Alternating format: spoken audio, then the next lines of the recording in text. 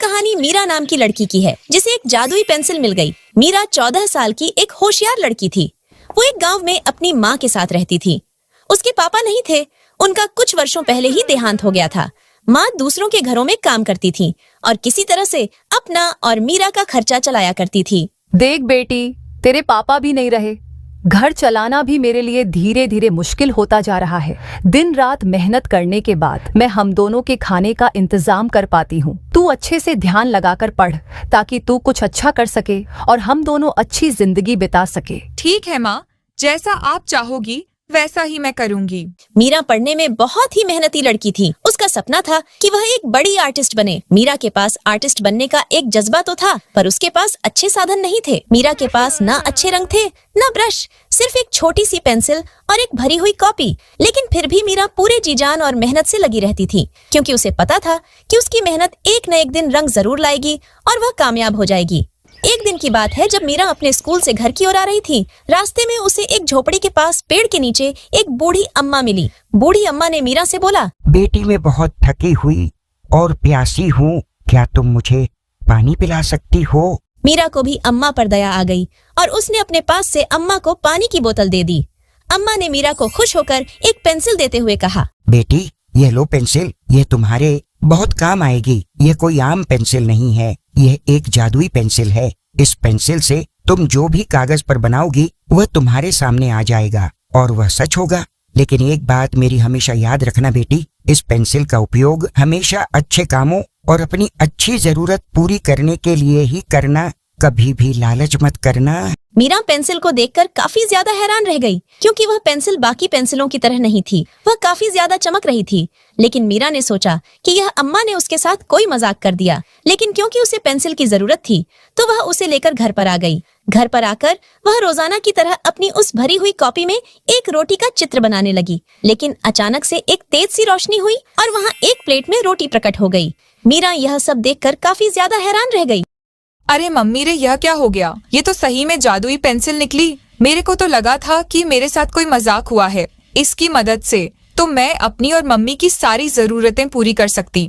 अगर तुम चाहते हो कि मैं इसका सही इस्तेमाल करूं तो वीडियो को लाइक कर दो, नहीं तो मैं इसका सही इस्तेमाल नहीं करूंगी। तो प्लीज लाइक कर दो और कमेंट करके बताना कि मैं तुम्हारे लिए इस पेंसिल से क्या मांगूं। अब मीरा ने धीरे धीरे इसका इस्तेमाल शुरू किया। उसने अपनी माँ के लिए एक सुंदर सी साड़ी बनाई, अपने लिए किताबें और कॉपियाँ बनाई। मीरा उसे पेंसिल की मदद से जरूरतमंदों की मदद भी किया करती थी। देख भाई, बेटी मीरा तो अपने ही पापा की तरह निस्वार्थी और परोपकारी है। दूसरों की मदद करने से बिल्कुल भी पीछे नहीं हटती। मैं भी मदद के लिए गया था, बिल्कुल भी मना नहीं किया उसने। हाँ यार भाई रामू, ये बात तो माननी ही पड़ेगी। लड़की काफी नेक दिल और निस्वार्थी है, वरना आजकल के जमाने में कौन ही एक दूसरे की मदद करता है। लेकिन मीरा का दिल साफ था, तो उसने कभी इसका गलत फायदा नहीं उठाया। इस चमत्कारी पेंसिल की चर्चा धीरे धीरे पूरे गांव में छा गई। इस पेंसिल के चमत्कारों की चर्चा कालू चोर के कानों तक भी पहुंच गई। उसने सोचा, अच्छा, तो उस लड़की की परोपकारिता के पीछे उस पेंसिल का हाथ है। अब तो उस पेंसिल को चुराना ही पड़ेगा। एक बार अगर वह मेरे हाथ लग गई तो मुझे जिंदगी में फिर कभी भी चोरी करने की जरूरत ही नहीं पड़ेगी और उस पेंसिल को चुरा के मैं अपनी सारी जरूरतें पूरी कर लूंगा। फिर लोग मेरी बात मानेंगे और मेरी गुलामी करेंगे। तो बस रात होने का देर है और फिर वह पेंसिल गायब। हाँ, मजा आ जाएगा फिर तो। यही सब सोचकर कालू चोर ने उस पेंसिल को चुराने का प्लान बनाया। एक रात वह चुपके से मीरा की झोपड़ी में घुसा और वह जादुई पेंसिल चुरा ली और एक ही रात में गाड़ी बंगला और सब कुछ बनाकर अमीर हो गया। गांव के लोग भी उसे एक ही रात में इतना अमीर देखकर काफी ज्यादा हैरान थे। लोग आपस में बातें कर रहे थे। अरे भाई, तुमने देखा ये कालू एक ही रात में इतना अमीर कैसे हो गया? अभी कल तक तो ये मुझसे ही पैसे उधार मांगने आया था। ऐसी क्या जादुई चीज हाथ लग गई भाई इसके? एक ही रात में गाड़ी बंगला सब कुछ बना लिया इसने तो। हाँ यार, मैं भी यही सोच रहा था, आखिर क्या हाथ लग गया इसके। लेकिन मुझे कहीं ना कहीं लगता है कि शायद इसने मीरा की जादुई पेंसिल चुराई है। अब तो यह सारी बात मीरा को जाकर बतानी ही होगी। गांव वाले मीरा के पास आए और उसे सारी बात बताई। मीरा, तुमने देखा आखिर कालू रातों रात कैसे अमीर हो गया? हमें तो ऐसा लगता है कि उसने तुम्हारी जादुई पेंसिल चुरा ली। अब तुम्हें जल्दी से कुछ करना होगा, वरना वह कालू उस पेंसिल का गलत फायदा उठाएगा। आप बिल्कुल सही कह रहे हो काका। मुझे भी आज सुबह से ही मेरी जादुई पेंसिल नहीं दिख रही और मुझे भी लगता है कि उसे कालू ने ही चुराया है। आपका बताने के लिए बहुत बहुत शुक्रिया। मैं जल्दी से कुछ करती हूँ, आप बेफिक्र होकर घर जाइए। अब मीरा भी अपने घर से निकलती है और उस बूढ़ी अम्मा की झोपड़ी पर आ जाती है। यहाँ आकर मीरा अम्मा को सारी बात बताने लग जाती है। अम्मा, आपने जो मुझे जादुई पेंसिल दी थी उसे एक आदमी ने चुरा लिया और मुझे लगता है कि वह उसका गलत इस्तेमाल करेगा। आप मुझे इसका समाधान बताइए। बेटी, मैं इसमें तुम्हारी कोई ज्यादा मदद नहीं कर सकती। ये तुम्हारी परीक्षा है। इसका समाधान तुम्हें ही ढूंढना पड़ेगा। मैं बस तुम्हें एक और पेंसिल दे सकती हूँ। ठीक है अम्मा, मैं इसका समाधान ढूंढूंगी।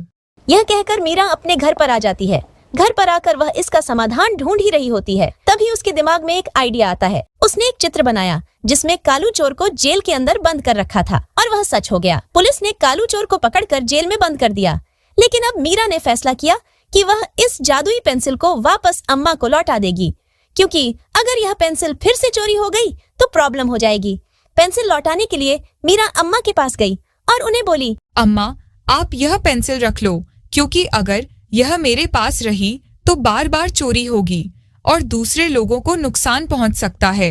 अब मुझे जादू की नहीं, अपने विश्वास की जरूरत है। बिल्कुल सही कहा बेटी। असली जादू तो तुम्हारे अंदर ही था। ये पेंसिल तो बस तुम्हें दिखाने का जरिया थी। अब तू खुद दूसरों के लिए रोशनी बन सकती है। जा, उठ जा अपने सपनों की ओर। अब तू तैयार है अपने ही जादू से दुनिया बदलने के लिए। बिना जादू के भी मीरा ने अपनी मेहनत से वो किया जो लोग सपनों में सोचते हैं। उसकी पेंटिंग्स वायरल हुई, इंटरव्यू छपने लगे और उसकी बनाई पेंटिंग्स करोड़ों में बिकने लगी। अब मीरा और उसकी माँ काफी ज्यादा कुछ थे। मीरा के अंदर अब भी लालच नहीं आया था। वह अब भी अपनी पेंटिंग्स के पैसों से जरूरतमंदों की मदद किया करती। तो दोस्तों, अगर आपको लगे कि आपके पास कुछ नहीं है, याद रखो, सबसे बड़ी ताकत होती है हमारा हुनर, मेहनत और सही इरादे। जादू बाहर नहीं, हमारे अंदर होता है। अगर आपको ये कहानी पसंद आई हो तो वीडियो को लाइक करें, शेयर करें और चैनल को जरूर सब्सक्राइब करें। ऐसी ही कहानियों के लिए जुड़े रहिए।